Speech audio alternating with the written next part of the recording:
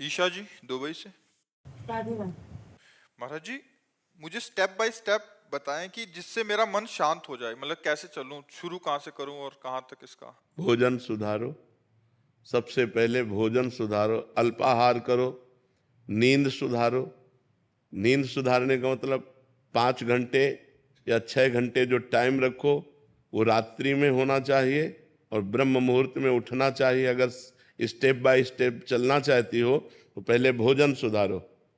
आपका भोजन सात्विक होना चाहिए, पवित्र होना चाहिए और धर्म के द्वारा कमाए हुए धन से होना चाहिए। दूसरा, आप अपनी नींद सुधारो। नींद में 6 घंटे सोने को होने चाहिए।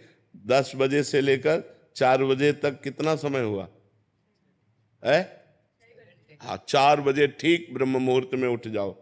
अगर आपको ठीक चलना है, भजन करना है, तो ये 7 8 8 बजे तक जो 9 9 बजे तक सोते हैं, ये स्टेप बाय स्टेप भजन कर पाएंगे।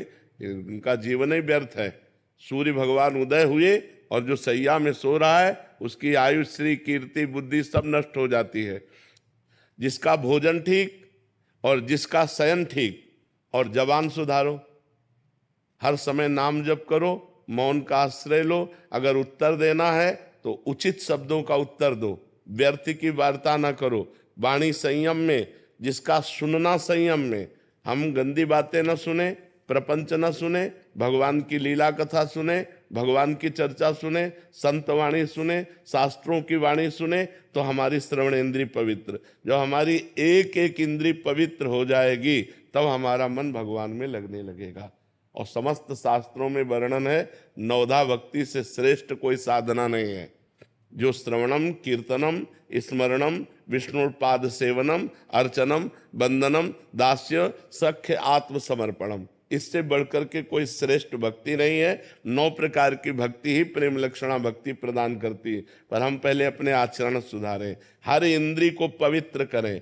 अब जो व्यभिचार करते हैं, गंदी आदतें, गंदे आचरणों में, और वो सोचे कि हम भक्ति, तो भक्ति का नाटक कर लें, भक्ति नहीं हो सकती।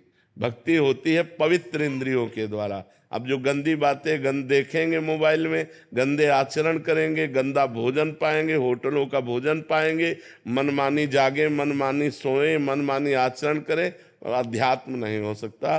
वो मनमानी आचरण उनको नरक दुर्गति की तरफ ले जाएगा, भगवान की प्राप्ति की तरफ नहीं ले जाएगा।